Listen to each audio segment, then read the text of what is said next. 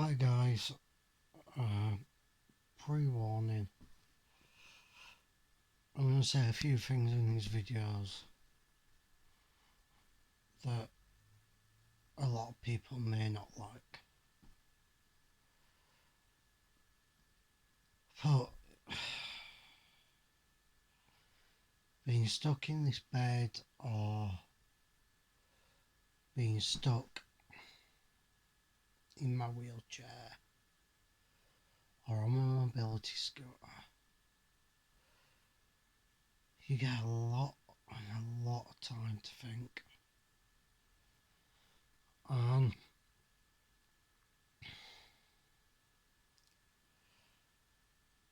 it very much saddens me to think that I've grown up in a time when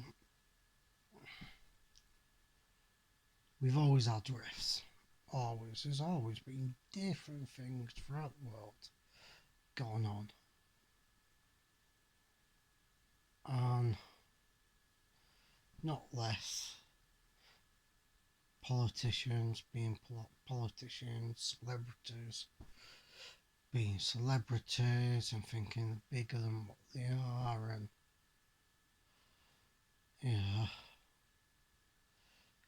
even in recent years, finding out that a lot of children were groomed by very rich, very powerful, connected people resonates a lot with me, but also this way we seem to be ripping shreds off each other at the moment. It's so unjustly, so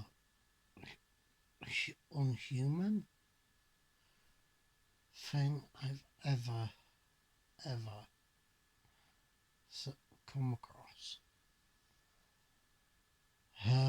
We have our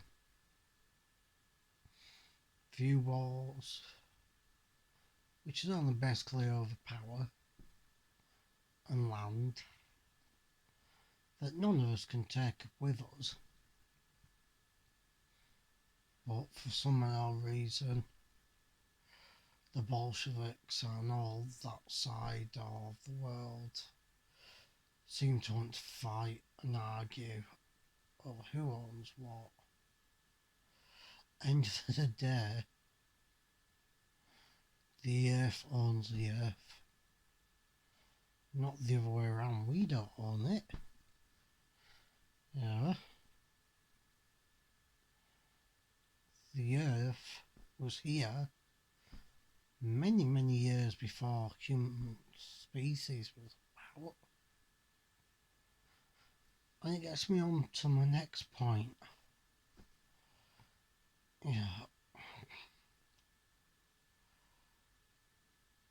Did Martin Bashir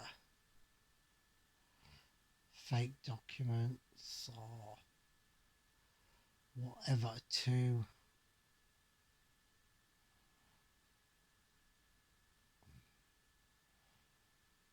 get an interview with a high class royal? Maybe. But isn't that what making connections is? We fake who we are, we put this persona onto a world so that we can secure connections. Those connections in turn may land us a job somewhere. It may give us extra investment when you're looking at boardrooms, things like that. what actually did come out of that interview, if you ever watched it, which I'm sure you did, was how upset she was. Nobody, all this body language. Did she mean this? Did she mean that? Bloody, bloody, bloody, blah. This was a young woman in her prime. About to say about my age now, but I ain't exactly in my prime. Who was dealing with knowing from day one her marriage was a convenience. You know, when you thought that you'd fallen in love with somebody, to find out that actually, sorry, that person isn't in love with you. It's just a facade. It's something to be seen by the public and for her to bear him some airs because Camilla was already married. Can you imagine how hurtful that is to hear, whether you're male or you're female? And I'm to put up, I've never really been a royalist apart from Harry. I love Harry. I think he's probably the most down-to-earth people you could ever meet. He is the only royal family that has ever done some proper time in the military. I'm not talking about a couple of years here or a year there doing flying training. I'm talking about actual being in the MOD as a serving member of the British Armed Forces for 10 years. 10 years. And look at how we've,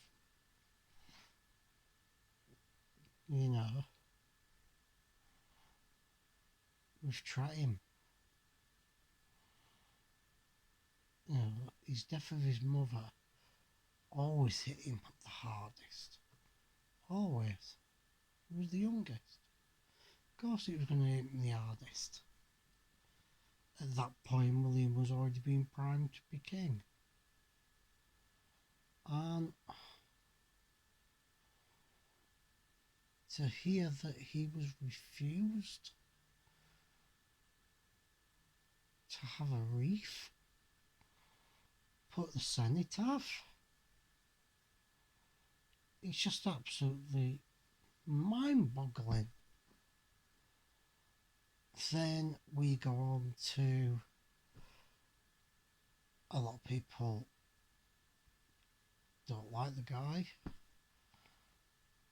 Piers Morgan.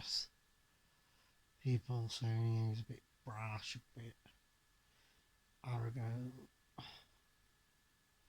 You got to remember this guy was, he's come down the rung a few bits. Yeah, he was quite high up in the journalism world. Ran a lot of things, especially when a lot of the phone hacking stuff was going on.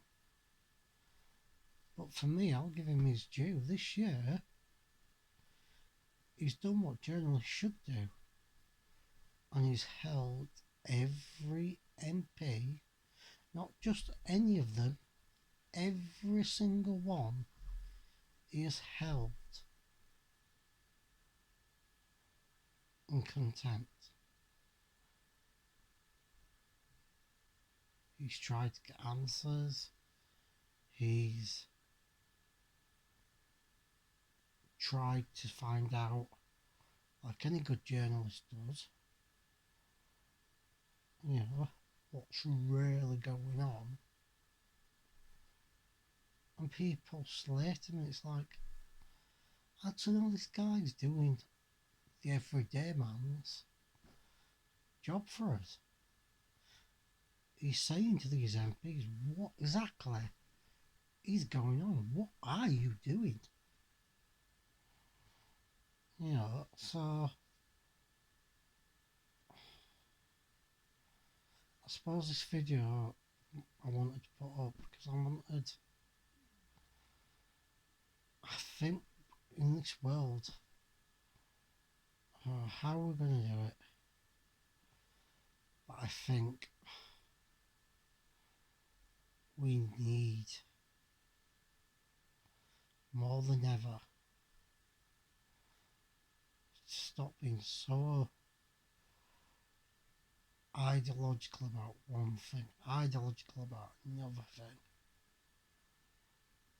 Live and let live, for instance.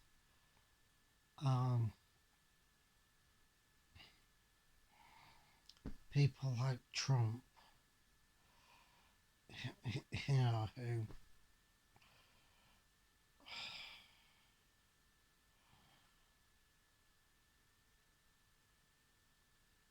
I'm 36, nearly 37, I don't think I've ever come across such a hoo-ha about the American politics. You know, like us British, they've always been very gentlemanlike, and when it's time to hand over power, you hand over power. And, you know, there'll be people older than me that remember 70s and Margaret Thatcher, and you know, she, as a politician, brought up a lot of diversion within communities because of the miners and the coal mines and what she was doing.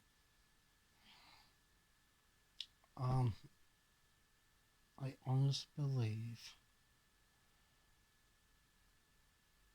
those two are a king somewhere, and to hell with everybody else. This is what I want to do. It's not going to affect me, so I don't care.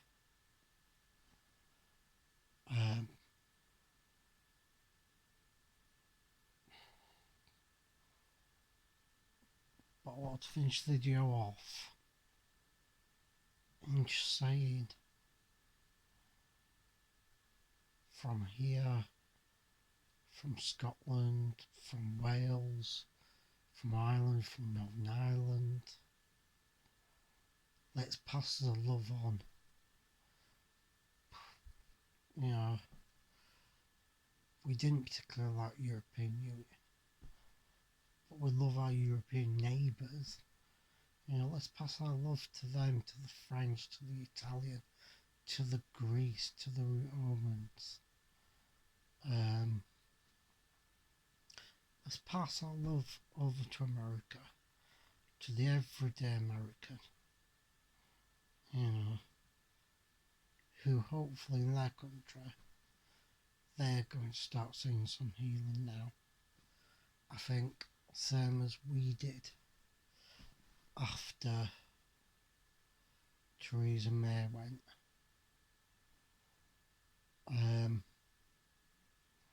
Love him or hate him, I think Boris has got some good policies at times. He just doesn't know how to power speech. And right now, Labour just don't seem to have anybody who can put a good spin on being a leader for the working class men. I think with this corona thing, whether you believe it, whether you don't, whether it's, you know, I've got friends from all over the world. Some people say that they think it's something else, other people think it's something else. Yeah, the one thing we can truly say about COVID is it's changed people's lives, not for the better, but for the worse. In one way or another, whether if somebody's caught it in your family or whether you are in the very vulnerable group like me, like my Auntie Jenny's mum, like many people in this country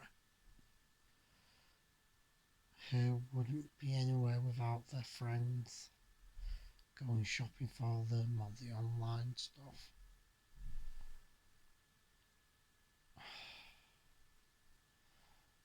I think we just need to send love to each and every person in this world. You know, in one way, it's like if COVID is definite as bad as people are saying it is in the scientific world, then we damage the earth, whether we like to admit it with our immune emissions, with losing forestry. Maybe this is the way the world is fighting back a little bit. But maybe also the human being itself, and this is where this video's gonna finish on a far right out there note, but I hope it proves my point that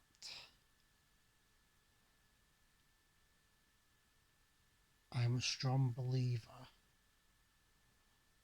in we are connected in some point, in some way.